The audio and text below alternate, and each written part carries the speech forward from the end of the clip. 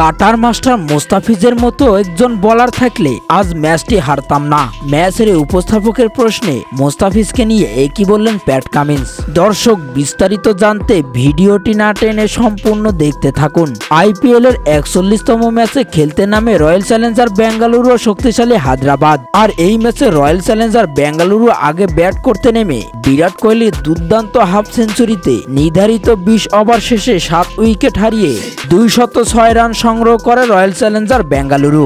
আর এই রানের জবাবে ব্যাট করতে নেমে শক্তিশালী সানরাইজার্স হায়দ্রাবাদ বিরাট কোহলিদের বোলারদের সামনে দাঁড়াতেই পারেনি। শুরু থেকে একের পর এক উইকেট হারিয়ে দলকে হতাশায় ফেলে দেয় সানরাইজার্স হায়দ্রাবাদের ব্যাটাররা। এবারের আসরে সর্বোচ্চ রেকর্ড গড়া দলটি রয়্যাল চ্যালেঞ্জার বেঙ্গালুরুর বিপক্ষে গত ম্যাচে বড্ড অসহায় হয়েছিলেন। আর এই দিন শক্তিশালী হায়দ্রাবাদের বিপক্ষে 35 রানের জয় তুলে নেয় বিরাট কোহলি রয়্যাল চ্যালেঞ্জার বেঙ্গালুরু। আর এমন ম্যাচের উপস্থাপকের প্রশ্নে মোস্তাফিজকে নিয়ে হায়দ্রাবাদের অধিনায়ক প্যাট কামিন্স বলেন, মোস্তাফিজের মতো একজন কাটার সোলোয়ার ও বুদ্ধিমান বোলার থাকলে আজ ম্যাচটি হারতাম না। যদিও দলের ব্যাটাররা হতাশ করেছে, তবে রান একটু আটকাতে পারলে ম্যাচটি আমরাই জিততাম। ম্যাচ শেষে মোস্তাফিজকে নিয়ে এমন কথাই বললেন প্যাট কামিন্স। তো দর্শক, মোস্তাফিজকে নিয়ে প্যাট কামিন্সের এমন মন্তব্যে আপনাদের মতামত কি তা জানিয়ে দিবেন। এই ব্যাপারে আপনাদের গুরুত্বপূর্ণ মতামত ভিডিওর কমেন্ট বক্সে। ধন্যবাদ।